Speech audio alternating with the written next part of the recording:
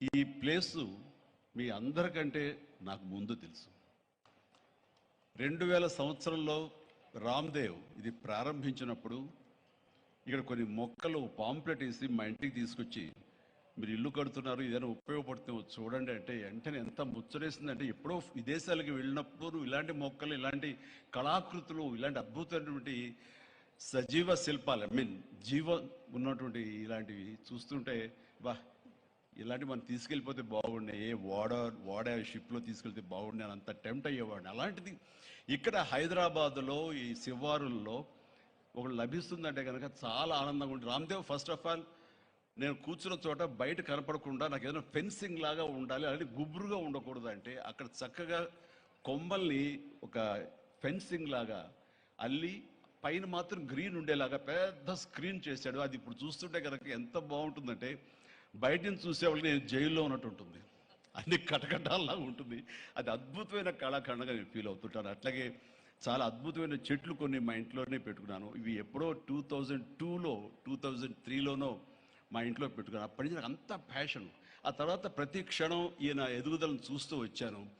ఎక్కడ నాకు ఈయన రామ్దేవ్ ఒక వ్యాపారవేత్తలా కనబడ్డు, ఒక కళాకారుల్లా కనబడతాడు. అందుకే నా మనసుకి అత్యంత దగ్గరగా అయ్యాడు. ఆ తర్వాత ఏదైనా వస్తే కనుక చూస్తారా మొక్కలు అంటే, ఇది వరకంటే ఏదో వేలల్లోనో లక్షల్లోనూ చెప్పేవాడు, ఇప్పుడు కోట్లలో ఉందంట కదయ్యా. నేను ఇప్పుడు నా సంపద అంతంత మాత్రమే ఉంది, కొనలేనేమో అన్నారు. కానీ చూడండి సార్, వస్తే మీరే టెంప్ట్ అవుతారు. ఇప్పుడు గౌరవ ముఖ్యమంత్రి గారితో పాటు అన్నీ వీక్షిస్తుంటే ఎంత టెంప్టింగ్ ఉందంటే, వావ్, ఇవన్నీ మన ఇంట్లో పెట్టేసుకుంటే ఎంత బాగుంటుంది అనిపిస్తుంది. అంత అందంగా.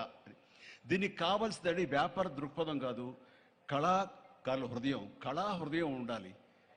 నా మటుకు నేను అతని ఒక కళాకారుడుగాను, ఒక ఆర్టిస్ట్గా చూస్తాను. నేను అంత తపన లేకపోతే, అంత ఇష్టం లేకపోతే సుదీర్ఘకాలం 24-25 ఇయర్స్ పాటు దీని మీద ఎక్స్పెరిమెంట్ చేస్తూ, ఎన్నో చోట్ల రీసెర్చ్ చేస్తూ, ఎక్కడెక్కడ ఏమేమి మొక్కలు దొరుకుతాయి, ఎక్కడెక్కడ ఈ శిలాకృతులు దొరుకుతాయి, ఆ శిలలు ఇక్కడ ఎలా తీసుకురావాలి అని దాని మీద అది దుర్భేద్యం అనుకోకుండా ఇది సాధ్యమే, ఇది మన ప్రాంతం వాళ్ళకి, మన హైదరాబాదుకి, మన స్టేట్కి అందం తీసుకొచ్చేది, మన దేశంలోనే గొప్పగా చెప్పినటువంటి గొప్ప పార్క్ అవుతుందని ఆయన మనసులో మెదిలిన ఆలోచన, ఆయన పడ్డ కష్టం, తీసుకున్న శ్రమ ఈ రోజున ఇక్కడ అద్భుతమైన కళాఖండంగా ఇన్ని ఎకరాల్లో చోటు చేసుకుందంటే కనుక నా భూతో నా భవిష్యత్తు.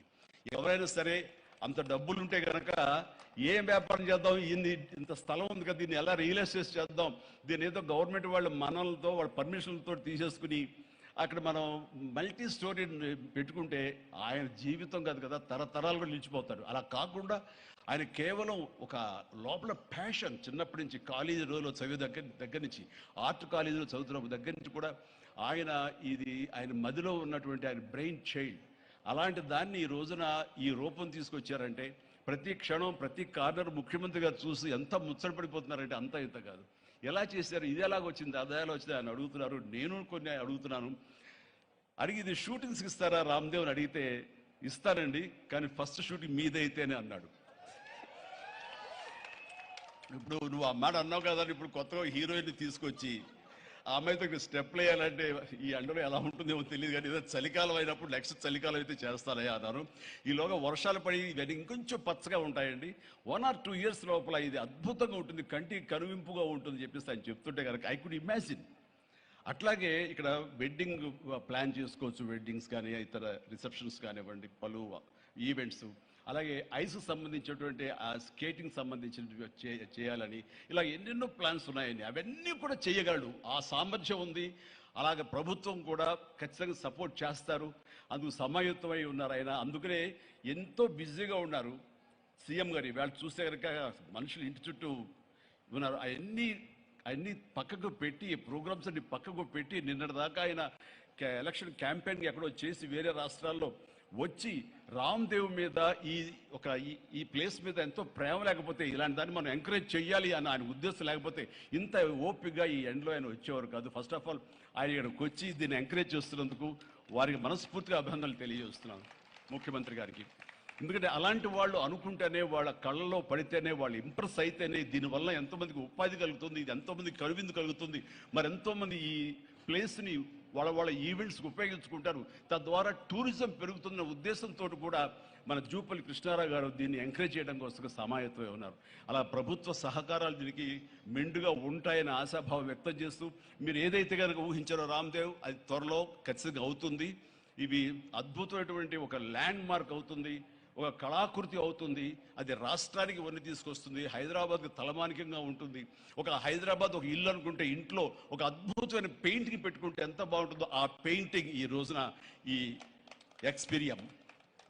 ఎక్స్పీరియన్స్ తోటి నేను చెప్తున్నాను, this will be a beautiful piece of art.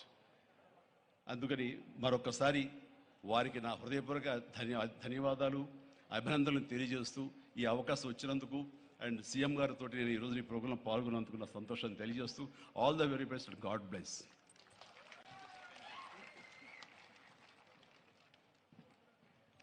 Experience లో